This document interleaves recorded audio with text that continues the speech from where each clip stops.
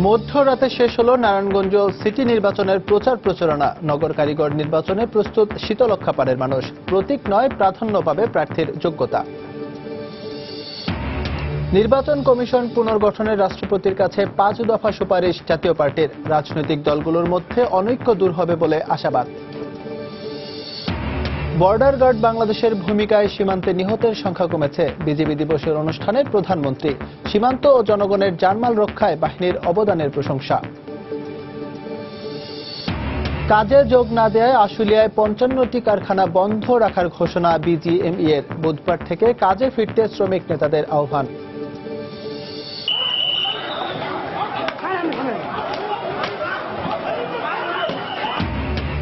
ময়মনসিংহে ভ্রাম্যমাণ আদালতের অভিযানের প্রতিবাদে সড়ক অবরোধ। আইন শৃঙ্খলা বাহিনীর সঙ্গে বেসরকারি ক্লিনিক ও ফার্মেসি মালিকদের দফায় দফায় সংঘর্ষ।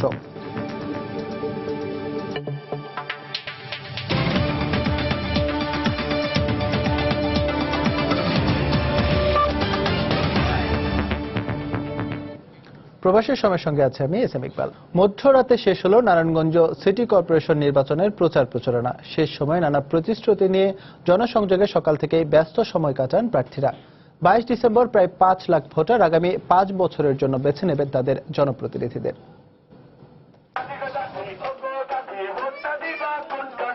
প্রচারণার শেষ দিন, শেষ সময়, তাই প্রার্থী ও সমর্থকদের যেন দম ফেলার ফুরসত নেই। সঙ্গীতে, স্লোগানে, প্রচারণায় নির্বাচনী এলাকা মাতিয়ে রাখেন তারা। প্রার্থীকে নিয়ে দেখা যায় সমর্থকদের শোডাউন আর সমাবেশ। আওয়ামী লীগের মেয়র প্রার্থী সেলিনা হায়াত আইভী নগরীর দেওভোগে নিজ এলাকায় প্রচারণা শুরু করেন। কখনো পায়ে হেঁটে, কখনো রিকশায়, কখনো বাড়ি বাড়ি গিয়ে ভোট চান তিনি। অন্যদিকে বিএনপির মেয়র প্রার্থী সাখাওয়াত হোসেন খান জনসংযোগ চালান নারায়ণগঞ্জের 15, 16, 17 ও 18 নম্বর ওয়ার্ডে। আবারও তুলে ধরেন তার নির্বাচনী অঙ্গীকার।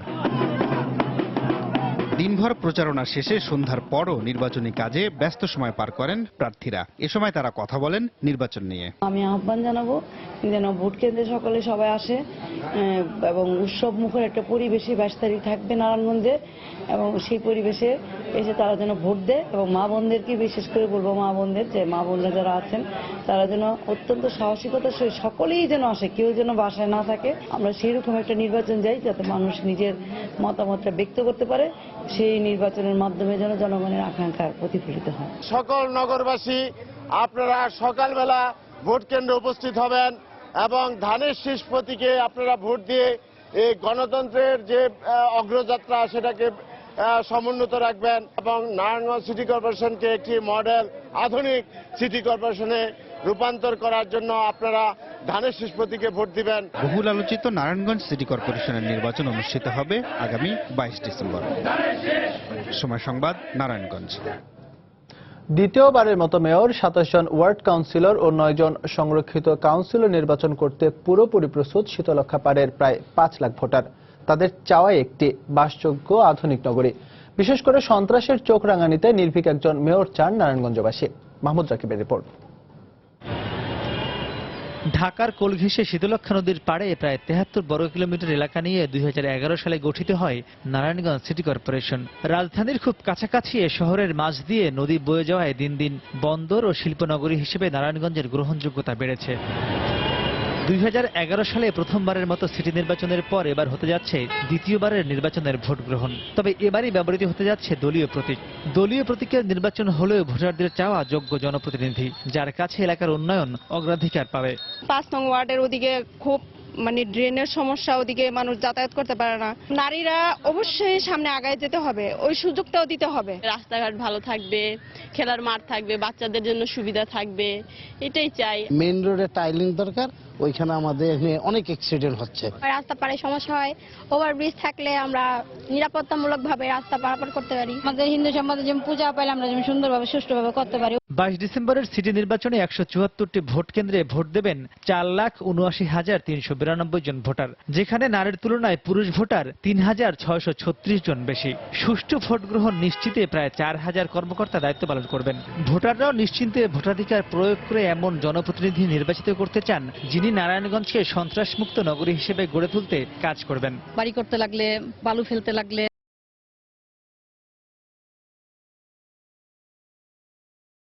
সন্ত্রাসের বিরুদ্ধে কথা বলতে অতীতেও ভয় পায় নাই, এখনো ভয় পাবে না, ভবিষ্যতেও সেই লোককে নারায়ণগঞ্জবাসী নির্বাচন করুক। আমি মার্কা দিয়ে বুঝি না, যিনি কাজ করতে পারে তাকেই যাতে জনগণ রায় দেয়। সবকিছু মিলিয়ে নারায়ণগঞ্জ সিটি কর্পোরেশন নির্বাচনে ভোটারদের চাওয়া একজন সৎ, দক্ষ, নির্ভীক ও দেশপ্রেমিক মেয়রের, যিনি নগরীর যানজট নিরসন ও পার্কিং সুবিধা সহ উদ্যোগ নেবেন বন্দরনগরীর ব্যবসায়ীদের জন্য সবচেয়ে গুরুত্বপূর্ণ শীতলক্ষ্যা নদী রক্ষায়। এছাড়া নগরবাসী এমন একজন মেয়র চান যিনি দলমতের ঊর্ধ্বে উঠে কাজ করবেন সব ভোটারদের জন্য।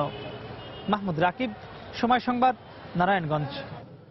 নারায়ণগঞ্জে একটি অবাধ ও নিরপেক্ষ নির্বাচন অনুষ্ঠানে নির্বাচন কমিশনকে সরকার সর্বাত্মক সহযোগিতা করবে বলে জানিয়েছেন আওয়ামী লীগের সাধারণ সম্পাদক ওবায়দুল কাদের। মঙ্গলবার দুপুরে সচিবালয়ে সাংবাদিকদের তিনি একথা বলেন। নির্বাচন কমিশন সংস্কারের বিষয়ে রাষ্ট্রপতি যে সিদ্ধান্ত দেবেন তা সব দলকে মেনে নেওয়ারও আহ্বান জানান তিনি। আমাদের সরকার, আমাদের দল একটি অবাধ এবং সুষ্ঠু নির্বাচন অনুষ্ঠানে স্বাধীন কর্তৃত্বপূর্ণ ভূমিকা পালনে নির্বাচন কমিশনকে সর্বাত্মক সহযোগিতা। নির্বাচনের যে বাতাস এখন বইছে, সেটা নৌকার পালে যে হাওয়া লেগেছে, সেটা সব মানুষের মুখে মুখে। তারা নারায়ণগঞ্জের নির্বাচন যদি সঠিক হয়, অবাধ এবং নিরপেক্ষ হয়, তারা এটাকে পুঁজি করে কি করে আন্দোলন করবে? কত ইস্যু চলে গেছে, আসলে ব্যর্থতার হতাশা বিএনপি এখন বেপরোয়া হয়ে গেছে। নারায়ণগঞ্জ সিটি কর্পোরেশন নির্বাচনে ভোট গণনার সময় পোলিং এজেন্টের উপস্থিতি নিশ্চিত করার দাবি জানিয়েছে বিএনপি। মঙ্গলবার বিকেলে রাজধানীর আগারগাঁওয়ে নির্বাচন কমিশনে প্রধান নির্বাচন কমিশনারের সঙ্গে সাক্ষাৎ করে একথা জানান দলটির স্থায়ী কমিটির সদস্য নজরুল ইসলাম খান। এ সময় নির্বাচন সুষ্ঠু ও নিরপেক্ষ করতে কমিশন তৎপর থাকবে বলেও আশা প্রকাশ করেন তিনি। ব্যালট বাক্স যেগুলেন সেখানে যাবে, বুথগুলিতে যে বাক্সগুলি যাবে তার বাইরে যে খালি বাক্স সেগুলেন যেন পোলিং এজেন্টদের দৃষ্টিসীমার মধ্যে রাখা হয়। যখন ভোট গণনা করা হয় তখন প্রত্যেকটা কেন্দ্রে একজন পোলিং এজেন্ট না, যারা পোলিং এজেন্ট থাকবে বিভিন্ন বুথে, তারা যেন সবাই সেখানে উপস্থিত থাকতে পারে। এই শেষ নির্বাচনটা অন্তত ভালো করে করেন, যাতে করে মানুষ স্মরণে রাখতে পারে আপনাদের যে আপনারা নিরপেক্ষ নির্বাচন করতে পারেন। রাষ্ট্রপতির সঙ্গে সংলাপে নির্বাচন কমিশন পুনর্গঠনে আইন প্রণয়ন সহ 5 দফা সুপারিশ করেছে জাতীয় পার্টি। মঙ্গলবার সংলাপ শেষে এক ব্রিফিংয়ে একথা জানান দলের মহাসচিব রুহুল আমিন হাওলাদার। চলমান এই সংলাপের মাধ্যমে রাজনৈতিক দলগুলোর মধ্যে আস্থাহীনতা ও অনৈক্য দূর হবে বলে আশা প্রকাশ করেন তিনি। রাষ্ট্রপতির উদ্যোগে সমাধান মিলবে বলে প্রত্যাশা দলটির। নতুন নির্বাচন কমিশন গঠনে রাষ্ট্রপতির সঙ্গে সংলাপে অংশ নিতে মঙ্গলবার বিকেল 3টার কিছু আগে বঙ্গভবনে যায় জাতীয় পার্টির প্রতিনিধি দল। পার্টির চেয়ারম্যান হুসেইন মোহাম্মদ এরশাদের নেতৃত্বে 18 সদস্যের ওই প্রতিনিধি দলে ছিলেন দলটির senior co chairman Rowshan Ershad সহ শীর্ষস্থানীয় নেতারা। বঙ্গভবনে প্রবেশের পর পার্টির নেতাদের সঙ্গে কুশল বিনিময় করেন রাষ্ট্রপতি মোহাম্মদ আব্দুল হামিদ। পরে অনুষ্ঠিত সংলাপে নির্বাচন কমিশন গঠন ও শক্তিশালীকরণে বিভিন্ন প্রস্তাবনা উপস্থাপন করে প্রতিনিধি দল। এ সময় কমিশন গঠন প্রক্রিয়ার স্থায়ী সমাধানের জন্য এ সংক্রান্ত আইন পাশ করা সহ 5 দফা সুপারিশও করা হয়।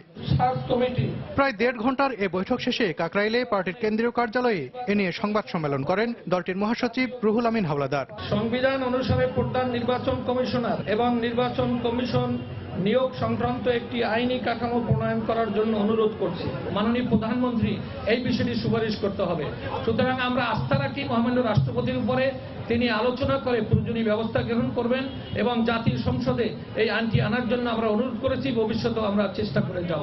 রাষ্ট্রপতির সঙ্গে রাজনৈতিক দলগুলোর সংলাপ দেশের সামগ্রিক রাজনীতির জন্য সুফল বয়ে আনবে বলেও আশাবাদ ব্যক্ত করেন পার্টির মহাসচিব। দ্বিপাক্ষিক যে আলোচনা হয়েছে তাতে আমরা আশাবাদী যে দেশের চলমান রাজনীতি এবং জাতীয় নির্বাচনে অবশ্যই এর প্রভাব ফেলবে। আমাদের রাজনৈতিক দলগুলোর মধ্যে আস্থাহীনতা এবং যে সংশয় ও দূরত্ব সৃষ্টি হয়েছে তা মুছে ফেলার পথ উন্মোচন হবে। এই সংলাপের মাধ্যমে সমাধান মিলবে বলে সংবাদ সম্মেলনে প্রত্যাশা ব্যক্ত করেন পার্টির সিনিয়র কো চেয়ারম্যান। ওনার যে আন্তরিকতা আমরা দেখতে পেলাম তাতে মনে হচ্ছে যে নিশ্চয়ই উনি উদ্যোগ নেবেন এবং এই সমস্যা সমাধানের জন্য উনি অবশ্যই চেষ্টা করবেন। সব রাজনৈতিক দলের সঙ্গে আলোচনা শেষে গৃহীত সিদ্ধান্ত ও পরবর্তী প্রক্রিয়া সম্পর্কে আবারও সংলাপে বসার ব্যাপারে সংবাদ সম্মেলনে আগ্রহ প্রকাশ করে জাতীয় পার্টি। কিছু পরিবর্তন তো হবে। সালাউদ্দিন সুমন, সময় সংবাদ, ঢাকা। প্রবাসের সময় আরো থাকছে, মালয়েশিয়ায় পাচার হওয়া 59 বাংলাদেশিকে উদ্ধার করেছে দেশটির ইমিগ্রেশন বিভাগ। পাচারকারী সন্দেহে 3 বাংলাদেশি নারী সহ আটক 4। বর্ডার গার্ড বাংলাদেশ বিজিবির জোরালো ভূমিকায় সীমান্তে নিহতের সংখ্যা কমেছে উল্লেখ করে বাহিনীর প্রশংসা করেছেন প্রধানমন্ত্রী শেখ হাসিনা। মঙ্গলবার সকালে রাজধানীর পিলখানায় বিজিবি দিবস উদযাপন অনুষ্ঠানে একথা বলেন তিনি। এ সময় বিএনপি জামায়াতের জ্বালাও পোড়াও দমন ও মানুষের জানমাল রক্ষায় এ বাহিনী বিশেষ ভূমিকা পালন করেছে বলে উল্লেখ করেন তিনি। বিজিবিকে আগামীতে বিশ্বের শ্রেষ্ঠ সীমান্তরক্ষী বাহিনী হিসেবে প্রতিষ্ঠায় সরকার কাজ করছে বলেও জানান প্রধানমন্ত্রী। 221 বছরের পুরনো সীমান্তরক্ষী বাহিনী বর্ডার গার্ড বাংলাদেশ বিজিবি পুনর্গঠনের নানা স্তর পেরিয়ে 2010 সালে বর্ডার গার্ড বাংলাদেশ আইন পাশের পর বিজিবি নামেই সীমান্ত সুরক্ষা দেয়া এই বাহিনীটি মঙ্গলবার 6ষ্ঠ প্রতিষ্ঠাবার্ষিকী পালন করে। এ উপলক্ষে পিলখানায় প্যারেড গ্রাউন্ডে সুসজ্জিত প্যারেডে সালাম গ্রহণ করেন প্রধানমন্ত্রী শেখ হাসিনা। বীরত্বপূর্ণ অবদানের জন্য বিশেষ পদক ও ব্যাজ পরিয়ে দেন বিজিবির বিভিন্ন স্তরের 60 সদস্যকে। বাহিনীতে সংযোজিত অত্যাধুনিক রণকৌশল, ট্রিক ডিল এবং প্রশিক্ষিত ডগ স্কোয়াডের কর্মতৎপরতাও উপস্থাপন করা হয় প্রধানমন্ত্রীর উদ্দেশ্যে। এ সময় প্রধানমন্ত্রী সীমান্ত হত্যার ঘটনা হ্রাস পাওয়ায় বাহিনীর সদস্যদের ধন্যবাদ জানান। সীমান্তে আপনাদের কঠোর অবস্থানের পরে চোরাচালান, মাদক পাচার, নারী শিশু পাচার এবং সীমান্ত অপরাধ বহুলাংশে হ্রাস পেয়েছে। সীমান্তে নিরীহ বাংলাদেশি নিহতের ঘটনা আমাদের কাছে অত্যন্ত উদ্বেগের বিষয়। তবে সাম্প্রতিক বছরগুলোতে আপনাদের প্রচেষ্টায় বিএসএফ এর সাথে বন্ধুত্বপূর্ণ সম্পর্ক জোরদার করার ফলে সীমান্তে নিহতের সংখ্যা অনেক হ্রাস পেয়েছে। বিজিবিকে বিশ্বের সেরা সীমান্তরক্ষী বাহিনী হিসেবে গড়ে তোলার সব প্রয়াস সরকার অব্যাহত রেখেছে উল্লেখ করে তিনি বলেন, বাহিনীর গোয়েন্দা সংস্থাকেও শক্তিশালী করা হয়েছে। বিজিবির গোয়েন্দা সংস্থাকে শক্তিশালী করে বর্ডার সিকিউরিটি ব্যুরো স্থাপন করা হয়েছে। 4টি নতুন সেক্টর, 4টি রিজিওনাল ইন্টেলিজেন্স ব্যুরো স্থাপন করা হয়েছে। বর্ডার গার্ড বাংলাদেশ তার ঐতিহ্য সমুন্নত রেখে একদিন বিশ্বের শ্রেষ্ঠতম সীমান্তরক্ষী বাহিনীর মর্যাদা লাভ করবে। পরে বিশেষ দরবারে অংশ নেন প্রধানমন্ত্রী। এতে বাহিনীর সদস্যদের বিভিন্ন প্রশ্নের জবাব দেন তিনি। বলেন, বিদেশে বিভিন্ন মিশনে বিজিবি থেকেও সেনা পাঠানোর উদ্যোগ নেবে সরকার। জাতিসংঘ তারা তাদের ডিমান্ড দেয় যে তারা কাদের নেবেন। ইতিমধ্যে আমি সেনাপ্রধানকে বলেছি বিজিবির সদস্যদের জন্য এর সাথে সম্পৃক্ত করা হয়। দেবাশিস রায়, সময় সংবাদ, ঢাকা। ভারত প্রশান্ত মহাসাগরীয় রিম অ্যাসোসিয়েশনের 20তম সম্মেলনে যোগ দিতে ইন্দোনেশিয়ান প্রধানমন্ত্রীর আমন্ত্রণপত্র প্রধানমন্ত্রী শেখ হাসিনার হাতে পৌঁছে দিলেন সে দেশের পররাষ্ট্রমন্ত্রী রেতনো এলপি মাসুদি। মঙ্গলবার সন্ধ্যায় গণভবনে প্রধানমন্ত্রী শেখ হাসিনার কাছে আমন্ত্রণপত্র দেওয়া হয়। মিয়ানমারের রোহিঙ্গা ইস্যু নিয়েও ইন্দোনেশিয়ার পররাষ্ট্রমন্ত্রীর সঙ্গে প্রধানমন্ত্রীর কথা হয়। আসিয়ানভুক্ত সদস্য দেশগুলো মিয়ানমার সরকারের সঙ্গে আলোচনা করে রোহিঙ্গা ইস্যুর সমস্যার সমাধান করবেন বলেও আশাবাদ করেন প্রধানমন্ত্রী। বৈঠক শেষে এসব তথ্য জানান প্রধানমন্ত্রীর প্রেস সেক্রেটারি ইহসানুল করিম। 2017 সালের 7 মার্চ ইন্দোনেশিয়ার বালি দ্বীপে এই সম্মেলন অনুষ্ঠিত হবে।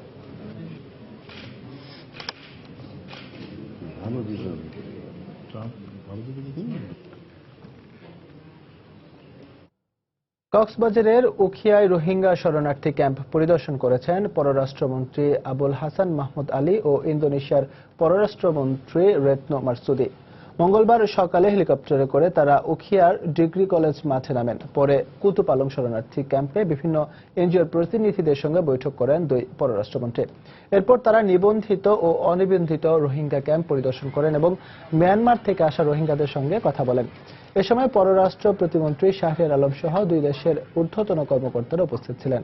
এর আগে দুই দেশের পররাষ্ট্রমন্ত্রী বাংলাদেশ মিয়ানমার সীমান্ত ও টেকনাফ সীমান্ত পরিদর্শন করেন। গত রোববার ইয়াঙ্গুনের রোহিঙ্গা ইস্যু নিয়ে ইন্দোনেশিয়া ও মালয়েশিয়া সহ আসিয়ানভুক্ত 10টি দেশের পররাষ্ট্রমন্ত্রীরা বৈঠক করেন। এদিকে রোহিঙ্গা সমস্যা সমাধানে শুরু থেকেই আন্তর্জাতিক সম্প্রদায়ের প্রতি আহ্বান জানিয়ে আসছে বাংলাদেশ।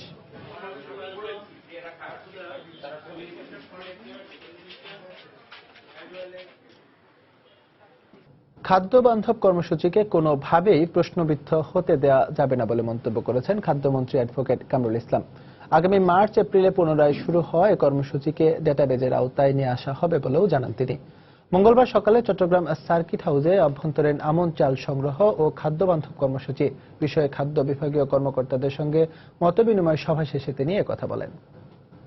এই যে খাদ্য বান্ধব কর্মসূচিতে আমরা সাকসেসফুল, আমরা 100% এই কর্মসূচিটা সাকসেসফুল করতে চাই। এই কর্মসূচি থেকে আমরা কোনো রকম প্রশ্নবিদ্ধ হতে দিতে রাজি না। ম্যাক্সিমাম এই বিলি বন্টনের সাথে যারা জড়িত চেয়ারম্যান মেম্বার, তারা তো আমাদের দলীয় মেম্বার চেয়ারম্যান, কিন্তু তাই বলে কেউ যদি এই কর্মসূচি থেকে প্রশ্নবিদ্ধ করতে চেয়েছে, আমরা কিন্তু কাউকে ছাড় দিই নাই।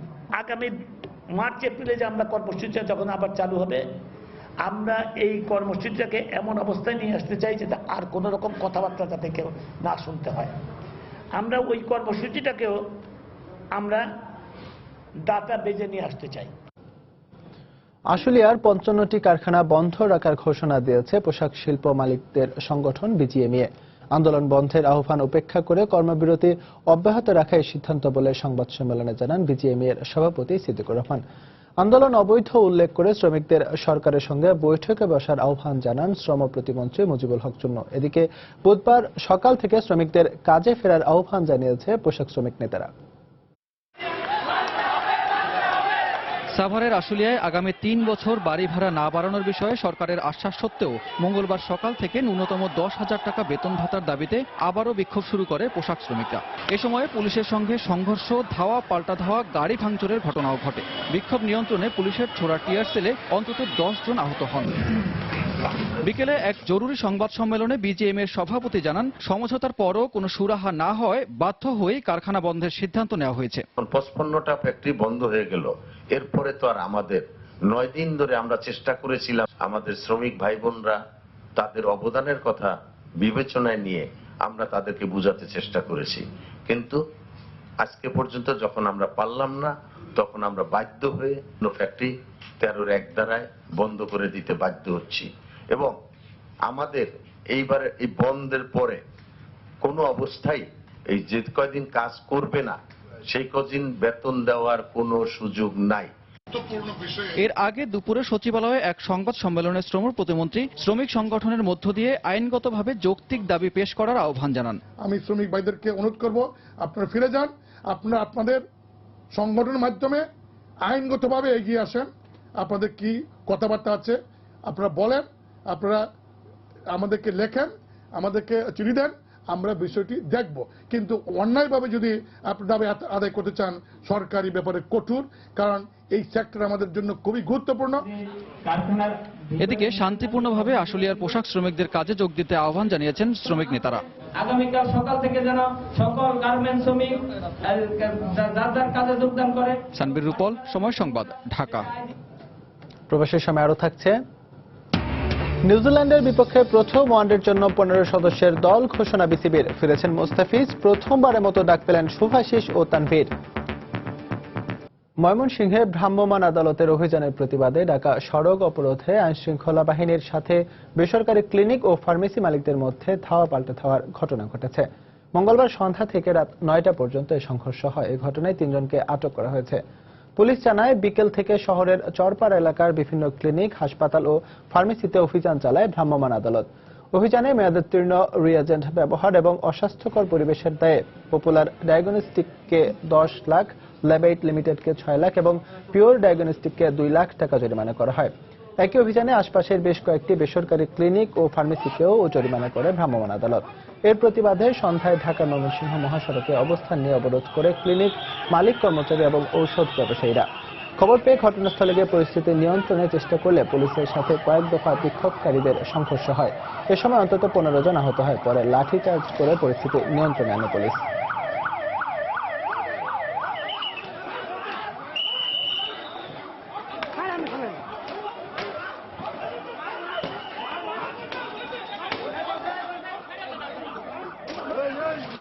যেগুলি 2016 সালের জানুয়ারিতে ডেট এক্সপায়ার্ড হয়ে গেছে, সেই সমস্ত রিয়েজেন্টের গায়ে ওভাররাইটিং করে 2018 সাল লিখে সেই সমস্ত রিয়েজেন্ট তার ব্যবহার করতেছে।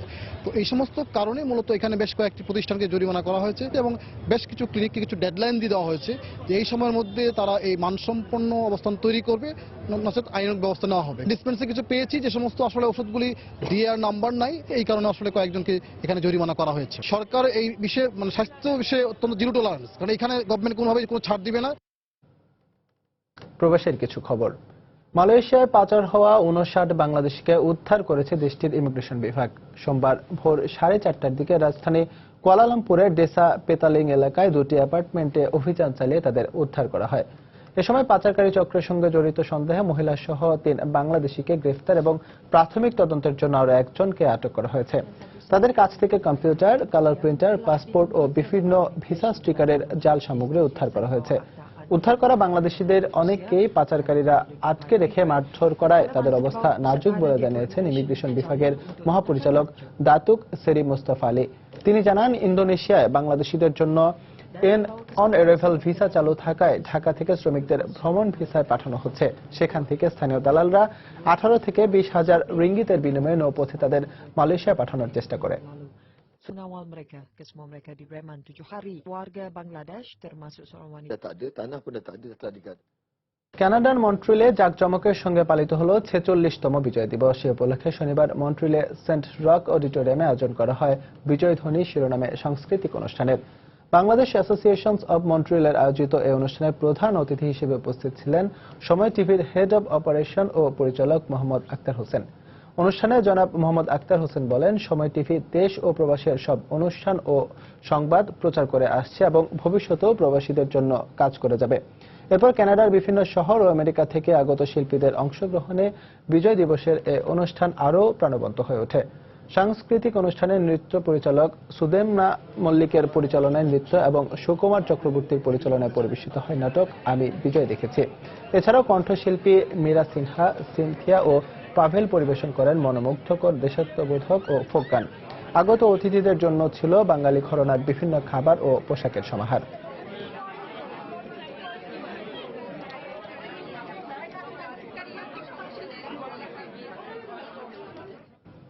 বিজয় দিবস উপলক্ষে বাংলাদেশ আওয়ামী লীগ কুয়েত শাখার উদ্যোগে আলোচনা ও দোয়া মাহফিলের আয়োজন করা হয়েছে।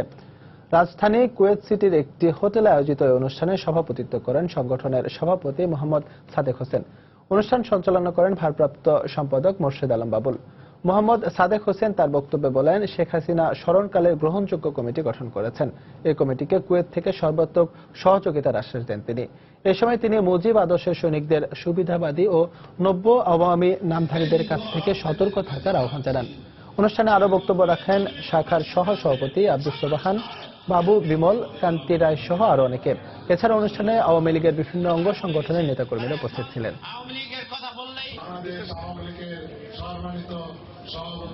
বিষমুক্ত রং ব্যবহার করে বাংলাদেশের একদল প্রকৃতিপ্রেমী উদ্যোক্তা তৈরি করেছেন বাহারি শাড়ি, কাপড় ও গামছা। অনেকটা নীরবে চলছে তাদের এই কার্যক্রম। প্রকৃতি থেকে রং নিয়ে তৈরি করা সব পণ্য নিয়ে কলকাতা বাংলাদেশ বিজয় উৎসবে হাজির হন ওই শিল্পীরা। কলকাতা থেকে সুব্রত আচার্যের পাঠানো তথ্য ও ছবি নিয়ে ডেস্ক রিপোর্ট। গাঁদা ফুল, পান খাওয়ার খয়ের, সুপারি, পেঁয়াজ এমনকি রসুন থেকে বৈজ্ঞানিক উপায়ে রং সংগ্রহ করে তৈরি করা হয়েছে এসব বাহারি ডিজাইনের শাড়ি, নকশি কাঁথা, গামছা এবং এই শীতের চাদর। আছে হাত ব্যাগ, রুমাল এমনকি রান্নার কাজে ব্যবহৃত তোয়ালেও। বাংলাদেশের বিজয় দিবস উপলক্ষে কলকাতায় আয়োজিত বিজয় মেলায় বসে এসব প্রাকৃতিক রঙের তৈরি পণ্যের সমাহার, যা সবার দৃষ্টি আকর্ষণ করে। দেশীয় প্রকৃতি গাছগাছলা থেকে যে রংগুলো আসবে সেটা পরে ডিপেন্ডেন্ট করে দেশীয় মানুষ নিজেদের ইচ্ছা মতন একটা উৎপাদন করবে, সেভাবে আমরা চেষ্টা করে একটা নতুন আইডিয়া শুরু করছি। এটার জন্য আমরা প্রবর্তনা দীর্ঘদিন কাজ করে যাচ্ছি। যশোর জেলার ঝিকরগাছার নারিয়া গ্রামে প্রায় 300 নারী ও পুরুষ এই প্রাকৃতিক রং তৈরির কাজ করেন, যা এই পোশাক শিল্পের প্রধান উপাদান। কোনো প্রচার প্রচারণা ছাড়াই গত 5 বছর নীরবে এই কাজ করে চলছেন তারা।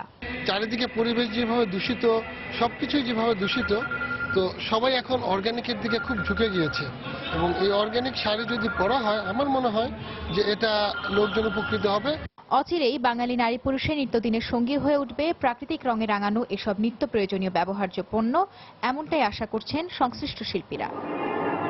সময় সংবাদ, কলকাতা। 2015 সালের পহেলা বৈশাখে ঢাকা বিশ্ববিদ্যালয়ের টিএসসি এলাকায় শ্লীলতাহানির ঘটনায় দায়ের করা মামলায় মোহাম্মদ কামাল নামের একজনকে আসামি করে আদালতে চার্জশিট দাখিল করেছে পুলিশ। মঙ্গলবার সকালে ঢাকার সিএমএম আদালতে মামলার তদন্ত কর্মকর্তা এই চার্জশিট দেন। মামলায় 34 জনকে সাক্ষী করা হয়েছে। 2015 সালের 14 এপ্রিল ঢাকা বিশ্ববিদ্যালয়ের টিএসসি এলাকাতে বর্ষবরণ অনুষ্ঠানে ঘটে নারী লাঞ্ছনার ঘটনা। এ ঘটনার ভিডিও ফুটেজ প্রকাশ পেলে গণমাধ্যমে সমালোচনার ঝড় ওঠে।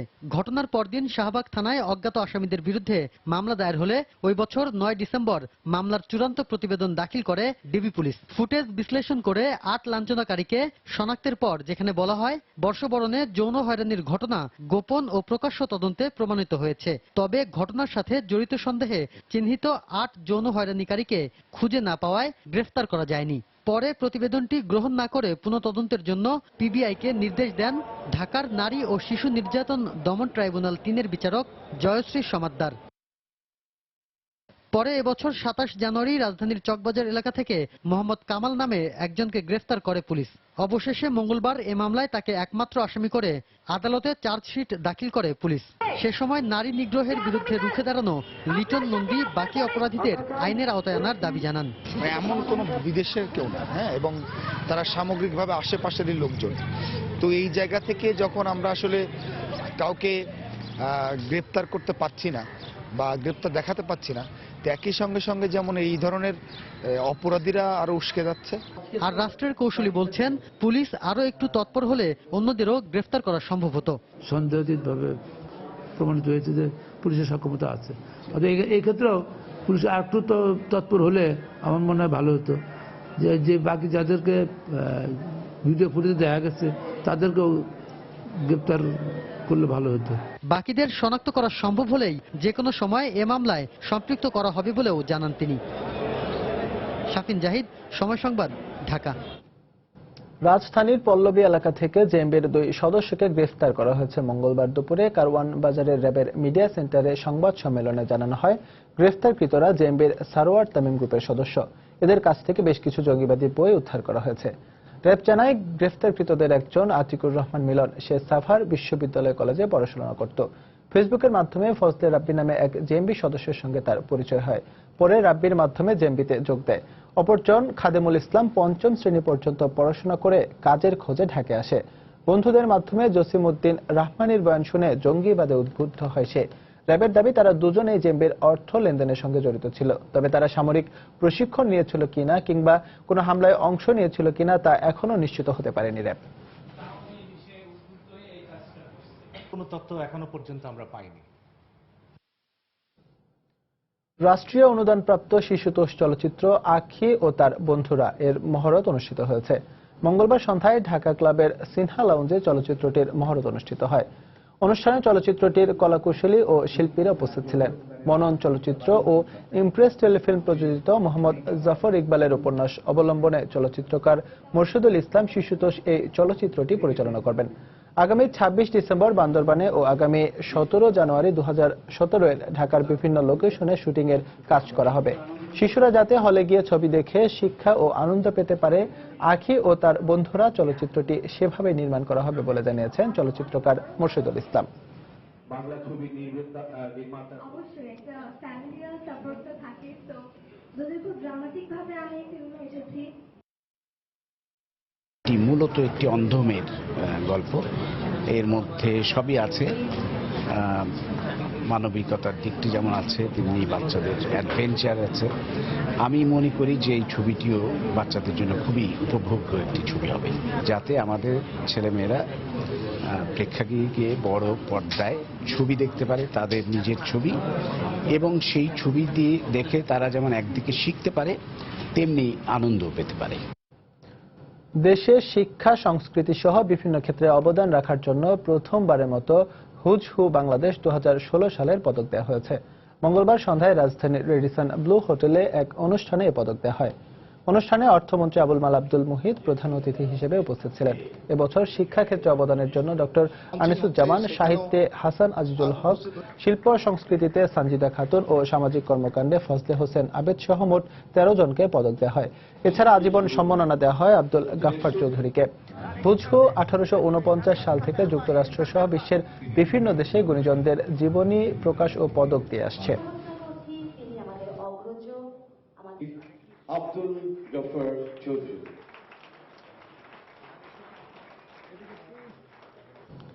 ডাবিং করা বিদেশি সিরিয়াল বন্ধের দাবিতে রাজধানীর কারওয়ান বাজারে 21 টেলিভিশনের সামনে অবস্থান কর্মসূচি পালন করেছে federation of television professionals organization FTPO। মঙ্গলবার সকাল 11টা থেকে শুরু হয়ে 1 ঘণ্টা চলে অবস্থান কর্মসূচি। এ সময় বক্তারা অভিযোগ করেন, বিদেশি অনুষ্ঠান প্রচারের ক্ষেত্রে সরকারের অনুমতি নেওয়ার আইন থাকলেও বেশ কয়েকটি টেলিভিশন তা মানছে না। একই ধরনের কর্মসূচি SA ও মাছরাঙ্গা টেলিভিশনের সামনেও পালন করা হবে বলে জানিয়েছে FTPO।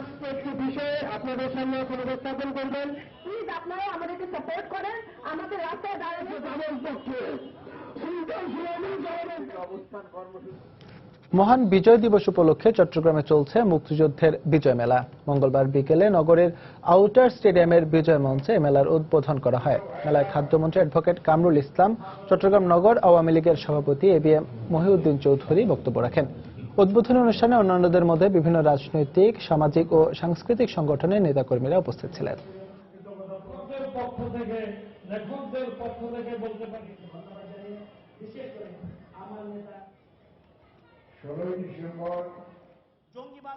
সদ্য প্রয়াত প্রধানমন্ত্রীর বিশেষ সহকারী মাহবুবুল হক শাকিলের 48তম জন্মবার্ষিকী উপলক্ষে স্মরণ সভার আয়োজন করেছে তার ঘনিষ্ঠজনরা।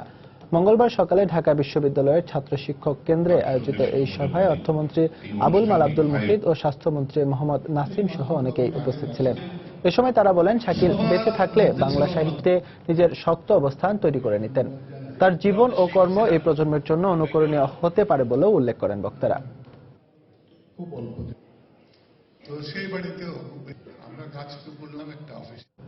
কুষ্টিয়ায় ট্রাক চাপায় অটোরিকশার 3 যাত্রী নিহত হয়েছেন। অন্যদিকে বগুড়ায় বাস চাপায় 3 নৃত্যশিল্পী নিহত হয়েছেন।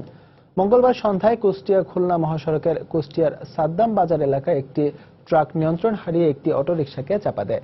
এতে ঘটনাস্থলে অটোরিকশার 3 যাত্রী নিহত হন। গুরুতর অবস্থায় অটোরিকশা চালককে কুষ্টিয়া জেনারেল হাসপাতালে ভর্তি করা হয়েছে। দুর্ঘটনার পর থেকে ট্রাকের চালক পলাতক রয়েছে।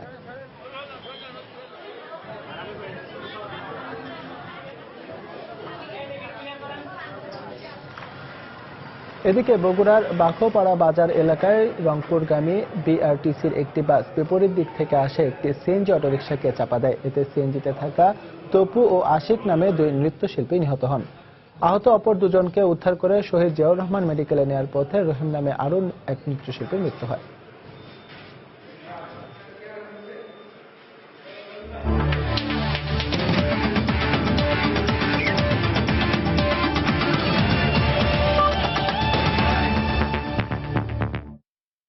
বাংলাদেশ নিউজিল্যান্ড সিরিজ প্রসঙ্গ। একমাত্র প্রস্তুতি ম্যাচ এবং সিরিজের প্রথম ওয়ানডের জন্য মাশরাফিকে অধিনায়ক করে 15 সদস্যের দল ঘোষণা করেছে বিসিবি। জাতীয় দলে প্রথমবারের মতো ডাক পেয়েছেন পেসার শুভাশিস রায় ও স্পিনার তানভীর হায়দার। ইনজুরি কাটিয়ে দীর্ঘ 9 মাস পর দলে ফিরেছেন কাটার মাস্টার মোস্তাফিজুর রহমান। এছাড়াও দলে আছেন ইংল্যান্ডের বিপক্ষে টেস্ট অভিষেক হওয়া মেহেদী হাসান মিরাজ। ইংল্যান্ডের বিপক্ষে সিরিজে না থাকলেও BPL এর পারফরমেন্স দিয়ে দলে ফিরেছেন পেসার রুবেল হোসেন। দলে বোলিংয়ে বৈচিত্র্য আনতে রাখা হয়েছে লেগ স্পিনার তানভীর হায়দারকে। আর গেল কমাসে ঘরোয়া ক্রিকেটে ভালো করার পুরস্কার হিসেবে ডাক পেয়েছেন পেসার শুভাশিস রায়। প্রথম ওয়ানডেতে খেলার সম্ভাবনা খুব ক্ষীণ হলেও ইনজুরি কাটিয়ে আবারও দলে ফিরেছেন কাটার মাস্টার মোস্তাফিজুর রহমান। দলের বাকি সদস্যরা হলেন মাশরাফি, মুর্তজা, সাকিব আল হাসান, তামিম, মুশফিক রহিম, মাহমুদুল্লাহ, ইমরুল কায়েস, সৌম্য সরকার, সাব্বির রহমান, তাসকিন এবং মোসাদ্দেক হোসেন সৈকত। বৃহস্পতিবার একমাত্র প্রস্তুতি ম্যাচ এবং সোমবার ক্রাইস্ট চার্চে প্রথম ওয়ানডেতে মাঠে নামবে বাংলাদেশ।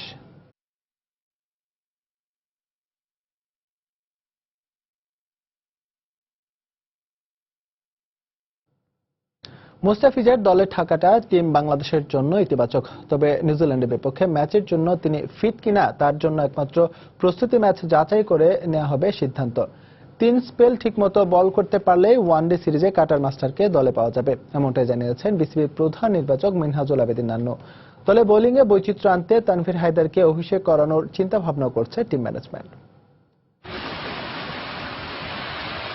দেশের মাটিতে টিম বাংলাদেশ অপ্রতিরোধ্য। এবার দেখার অপেক্ষা বিদেশের মাটিতে সাকিব তামিমরা প্রতিপক্ষকে কতটা টেক্কা দেয়। অস্ট্রেলিয়ার প্রস্তুতি ক্যাম্প বেশ ফলপ্রসূ হয়েছে, এবার আসল লড়াইয়ের অপেক্ষা। নিউজিল্যান্ড সিরিজের একমাত্র ওয়ার্ম আপ ম্যাচ আর প্রথম ওডিআই এর জন্য দল ঘোষণা করেছেন নির্বাচকরা। দলে মুস্তাফিজুর রহমানের উপস্থিতি টিম ম্যানেজমেন্টের জন্য স্বস্তির বিষয়। তবে ব্ল্যাক ক্যাপদের বিপক্ষে ম্যাচ খেলার জন্য মুস্তাফিজ কতটা ফিট তার জন্য একমাত্র প্রস্তুতি ম্যাচ পর্যন্ত অপেক্ষা করবে টিম ম্যানেজমেন্ট, যেখানে দেখা হবে তার ফিটনেস। অনেকদিনও ম্যাচ খেলেনি, একটা সার্জারির পরে রিকভারি করছে, রিহ্যাব করে ফিটনেস ফিরে আসছে। তো আমি মনে করি যে এটা ওর প্রস্তুতি ম্যাচটা খুব জরুরি দরকার। অনেকদিন পর ওর খেলার অবস্থানটাও বোঝা যাবে যে ওর স্কিল ফিটনেসটা কতটুকু আছে। তো আমার বিশ্বাস যে ও যদি 7 থেকে 8 ওভার বল করতে পারে 3টা স্পেলের মধ্যে, তাহলে ওডিআইতে আমরা ফিট পেতে পারি। বহুদিন ধরেই টাইগার স্কোয়াডে কোনো বিশেষজ্ঞ লেগ স্পিনার নেই, অথচ ইয়াসির শাহ, অ্যাডাম জাম্পা, ইমরান তাহির অথবা দেবেন্দ্র বিশুর মতো বিশ্বের নামকরা লেগ স্পিনাররা দাপিয়ে বেড়াচ্ছেন সবখানে। অস্ট্রেলিয়ায় অনুশীলন ক্যাম্পে হাথুরুর নজর কেড়েছেন leg spinner Tanvir Haider. Kiwi batting লাইনকে বধ করতে আর বোলিংয়ে বৈচিত্র্য আনতে অভিষেক হতে পারে তানভীরেরও। এক্সট্রা একটু তানভীরের দিকে নজর দিয়েছি লেগ স্পিনারের জন্য, কারণ আমাদের তো ভ্যারাইটিস অফ স্পিনার আছে, লেফট আর্ম স্পিনার আছে। তো সেই হিসাবে যদি একটা লেগ স্পিনার যদি একটু ভালো করে তাহলে এটা একটা বাড়তি আমাদের পাওয়া। ইংল্যান্ড সিরিজের হিরো মেহেদী হাসান মিরাজও আছেন কোচ আর নির্বাচকদের সুনজরে। তার অফ স্পিন এরই মধ্যে বেশ কার্যকর প্রমাণিত হয়েছে। ব্যাটিংয়েও বড় ইনিংস খেলার যোগ্যতা রয়েছে অনূর্ধ্ব-19-এর সাবেক এই স্কিপারের। মিরাজও নজরে আছে, যেহেতু ও টেস্ট খেলেছে এবং ওখানেও ভালো করছে। একটা off spinner, specialist off spinner আমাদের আছে। বেশ হিসেব নিকেশ করেই দল ঘোষণা করেছে টিম ম্যানেজমেন্ট। এবার দেখার বিষয় গাপটিল বোল্টদের সাথে টাইগাররা কতটা লড়াই জমিয়ে তুলতে পারে। নাসির সুলতান, সময় সংবাদ, ঢাকা। এ পর্যায়ে শীর্ষ সংবাদগুলো জানিয়ে দিচ্ছে আরেকবার। মধ্যরাতে শেষ হলো নারায়ণগঞ্জ সিটি নির্বাচনের প্রচার প্রচারণা। নগর কারিগর নির্বাচনে প্রস্তুত শীতলক্ষ্যাপাড়ের মানুষ। প্রতীক নয়, প্রাধান্য পাবে প্রার্থীর যোগ্যতা। নির্বাচন কমিশন পুনর্গঠনে রাষ্ট্রপতির কাছে 5 দফা সুপারিশ জাতীয় পার্টির। রাজনৈতিক দলগুলোর মধ্যে অনৈক্য দূর হবে বলে আশাবাদ। বর্ডার গার্ড বাংলাদেশের ভূমিকায় সীমান্তে নিহতের সংখ্যা কমেছে। বিজিবি দিবসের অনুষ্ঠানে প্রধানমন্ত্রী সীমান্ত ও জনগণের জানমাল রক্ষায় বাহিনীর অবদানের প্রশংসা। কাজে যোগ না দেওয়ায় আশুলিয়ায় 55টি কারখানা বন্ধ রাখার ঘোষণা বিজিএমইএর। বুধবার থেকে কাজে ফিরতে শ্রমিক নেতাদের আহ্বান।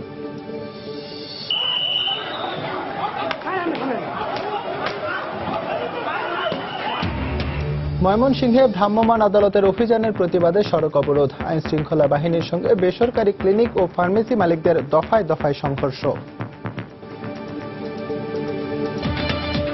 দর্শক, এই ছিল প্রবাসের সময়। যে কোনো খবর পেতে ভিজিট করুন সময়নিউজ.টিভি। যে কোনো বাংলা লিংক, রবি ও এয়ারটেল নম্বর থেকে সময় সংবাদের খবর, অনুষ্ঠান সূচি জানতে এবং যে কোনো তথ্য সময় সংবাদকে জানাতে ডায়াল করুন 16242 নম্বরে। এছাড়া এইমাত্র পাওয়া খবর আপনার মোবাইল ফোনে পেতে SMS করুন *PN লিখে পাঠিয়ে দিন 16242 নম্বরে। সঙ্গে থাকুন সময়।